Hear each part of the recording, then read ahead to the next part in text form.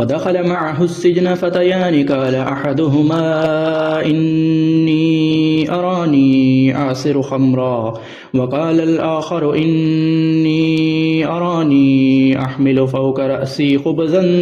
تأكل الطير منه نبئنا بتأويله إنا نراك من المحسنين قال لا يأتيكما طعام ترزقانه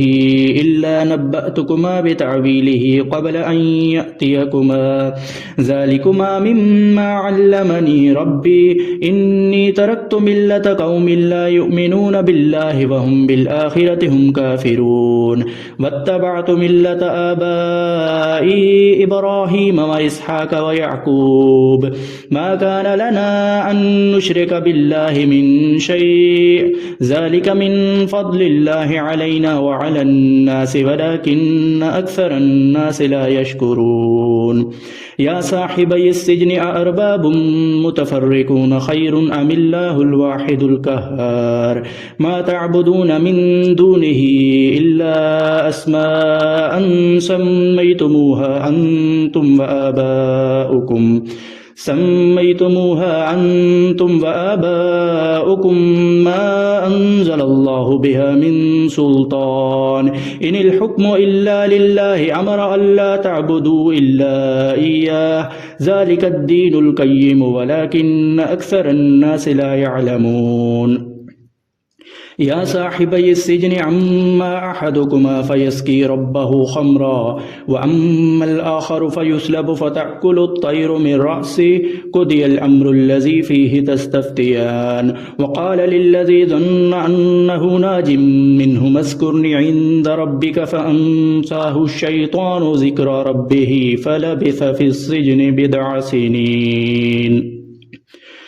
وقال الملك إني أرى 7 بقرات سمان يأكلهن 7 عجاف و7 سنبلات خضر وأخر يابسات يا أيها الملأ أفتوني في رؤياي إن كنتم للرؤيا تعبرون قالوا أضغاث أحلام وما نحن بتعبيل الأحلام بعالمين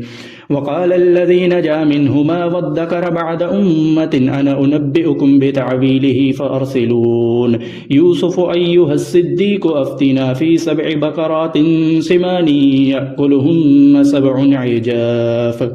و7 سنبلات خضر وأخر يابسات لعلي أرجع إلى الناس لعلهم يعلمون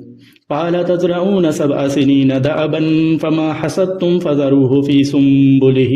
إلا قليلا مما تأكلون